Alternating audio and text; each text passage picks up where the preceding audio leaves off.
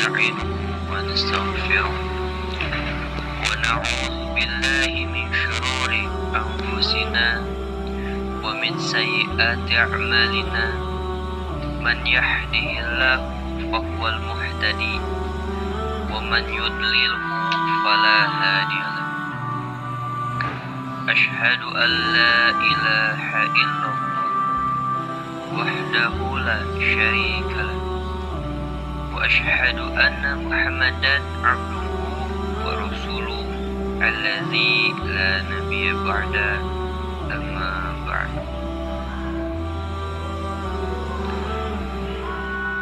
فقال الله تعالى في القرآن الكريم أعوذ بالله من الشيطان الرجيم لقد من الله على المؤمنين إذ بعث فيهم رسولا من أنفسهم يتلو عليهم آياته ويزكيهم ويعلمهم الكتاب والحكمة وإن كانوا من قبل لفي ضلال مبين.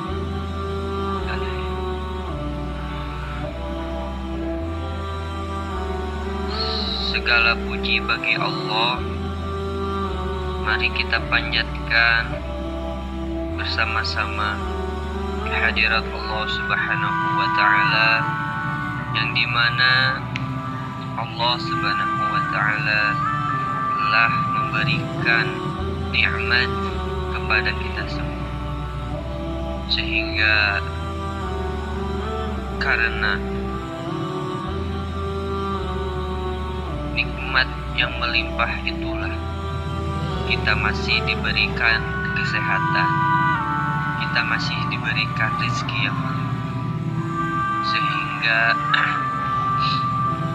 kita masih dijauhkan dari penyakit-penyakit, dari segala rupa kesusahan.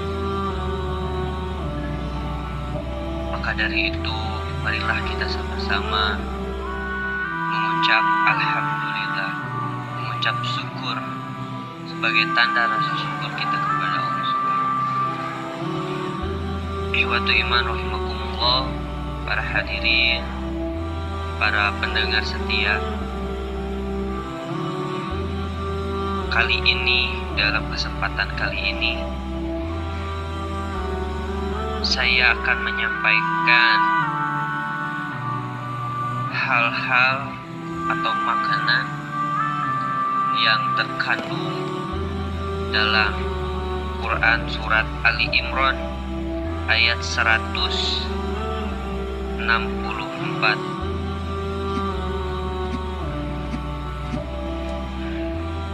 yang dimana dalam ayat ini pun Allah Subhanahu wa Ta'ala bukan hanya sekedar memberikan peringatan atau bukan hanya sebagai pengingat bagi kita. Dalam ayat ini pun Allah menyimpan makna yang lain, seperti makna pendidikan dalam ayat.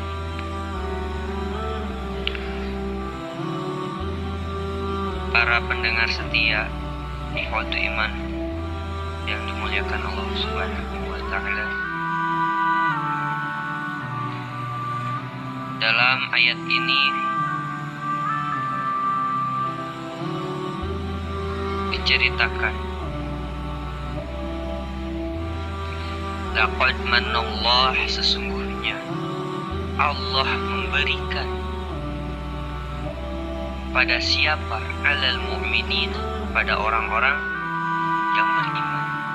Izba'asa, ketika Allah mengutus fihim, di dalam mereka atau pada mereka, rasulan, rasul, seorang rasul, Muhammad min anfusihim, dari kalangan mereka sendiri, yatlu alaihim ayatihi, yang membacakan yang Rasul itu membacakan kepada mereka ayatihi, ayat-ayat Allah atau ayat-ayat Allah Subhanahu wa taala. Wa yuzakkihim, yang mensucikan jiwa-jiwa mereka. Wa yu'allimuhumul kitab, dan mengajarkan pada mereka kitab-kitab. Wal hikmata, dan hikmah. Wa in kanu min qablu lafi dhalalin mubin. Wa in kanu, meskipun keadaan mereka min qablu, dari sebelumnya, lafi dhalalin mubin, dalam keadaan sesat, benar-benar sesat.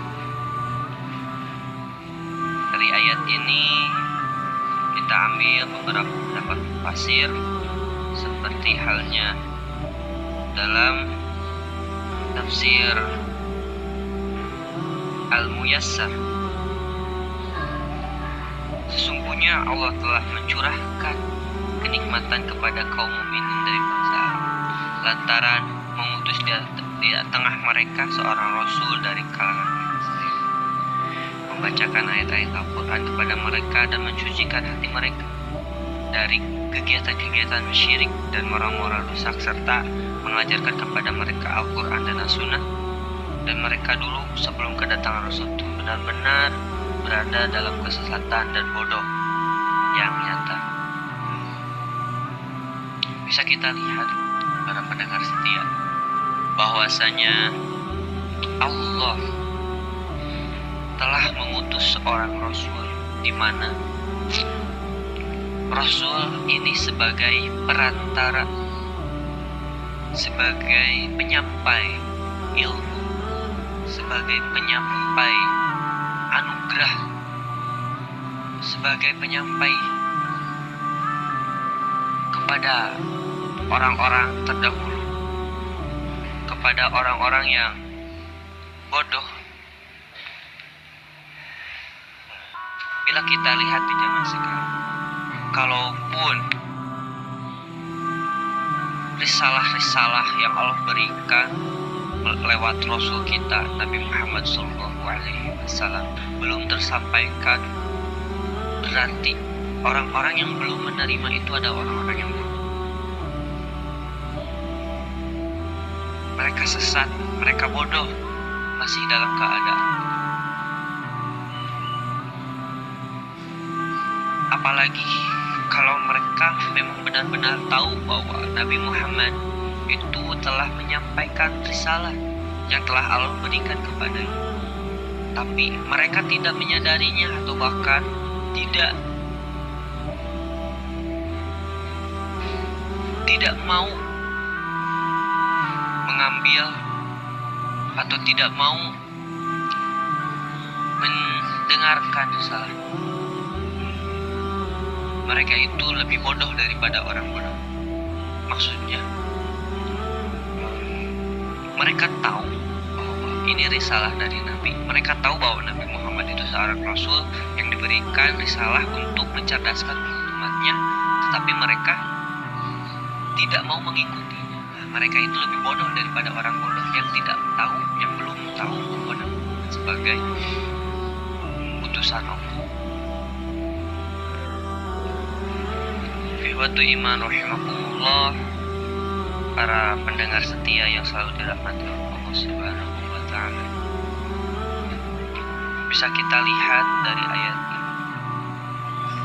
bahasanya Allah mengutus seorang nabi untuk kita semua, dari kalangan manusia itu sendiri, dari kalangan orang-orang manusia, bukan dari kalangan hewan, bukan juga dari jenis tumbuh-tumbuhan. Ikhwatu iman rahimahullah. Selain itu, kita lihat dari tafsir, salah satu tafsir kontemporer yang oleh saya sendiri mengaguminya, saya sendiri menyukainya, yaitu tafsir Al-Misbah karya Quraisy bin Shihab. Dalam tafsir Al-Misbah ini dikatakan Allah telah berbuat baik kepada orang-orang mukmin terdahulu yang hidup bersama Nabi dengan mengutus kepada mereka seorang rasul dari bangsa mereka sendiri, yaitu seorang rasul membacakan ayat kitab-kitab suci, membersihkan hati mereka dari keyakinan yang salah atau dari perbuatan syirik, mengajari mereka ilmu Al-Quran dan teladan atau sunnah. Sebelum diutusnya rasul itu mereka berada dalam kebodohan, kebingungan, dan saling tidak berarti.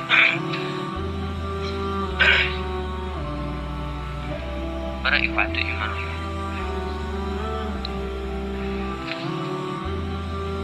Nah, dalam tafsir ini memiliki kesamaan dengan tafsir-tafsir yang lain, di mana bahwasanya Allah Subhanahu wa Ta'ala mengutus rasul, mengutus nabi di kalangan mereka sendiri.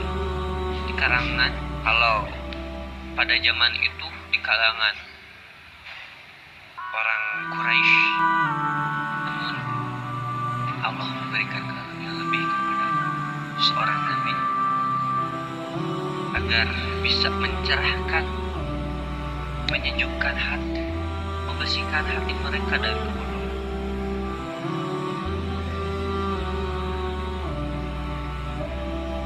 Karena orang-orang jahiliyah zaman dahulu itu bodoh-bodoh, jahil, yang artinya bodoh. Bodoh dalam artian mereka menyembah berhala, mereka menyembah patung, bukan menyembah kepada Allah. Meskipun mereka menyebutnya ini sebagai perantara menyembah Tuhan yang Maha Esa. Tidak, yang mereka sembah itu patung. Mereka puja-puja patung itu, mereka mandi-mandikan patung, membersihkan patung-patung. Ini salah satu perbuatan syirik. Ikhwatu iman, setelah dibacakan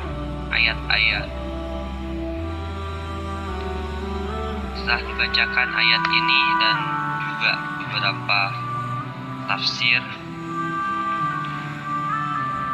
di mana telah saya sampaikan bahwa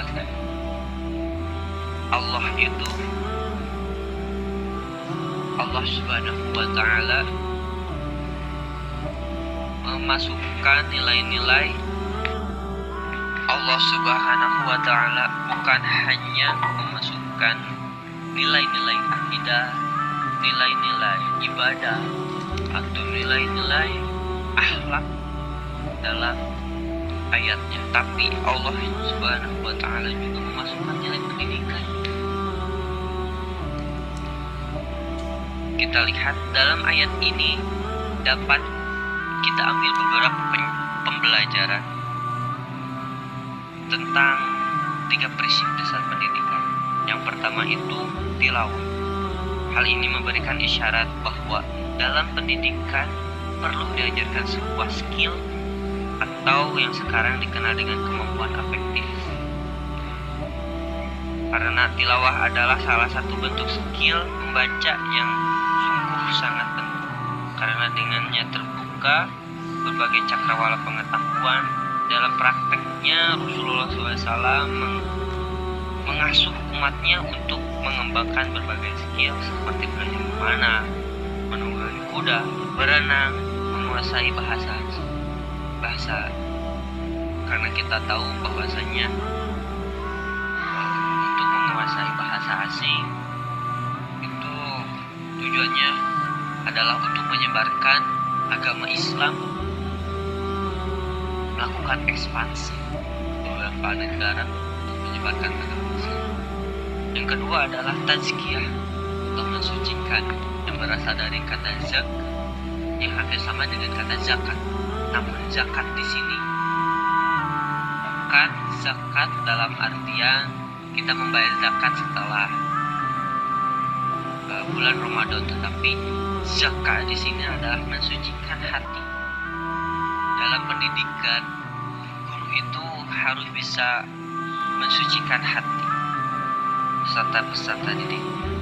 Nah, hal ini menunjukkan adanya pendidikan emosional atau yang dikenal dengan psikomotorik Maka tidak heran jika Rasulullah selalu membina umatnya yang tentang kepentingan mulia, jujur, maaf, dan yang ketiga adalah ta'lim. Bisa disebut dengan kemampuan kognitif, yaitu dengan adanya transfer ilmu sehingga umatnya untuk berpikir dan mengamal. Para pendengar setia, kita bisa lihat bahwa dalam ayat ini tidak hanya nilai-nilai tauhid, nilai-nilai pendidikan pun Allah memasukkan.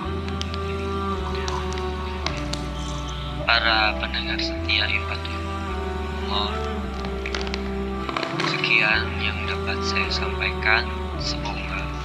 Semoga ada guna dan manfaatnya. Apabila banyak kekurangan,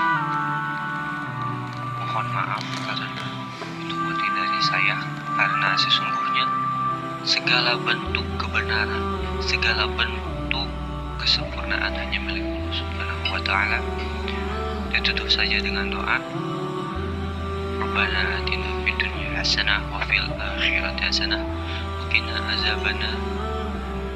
Aqulu qawli hadza wa astaghfirullah li wa lakum. Assalamualaikum warahmatullahi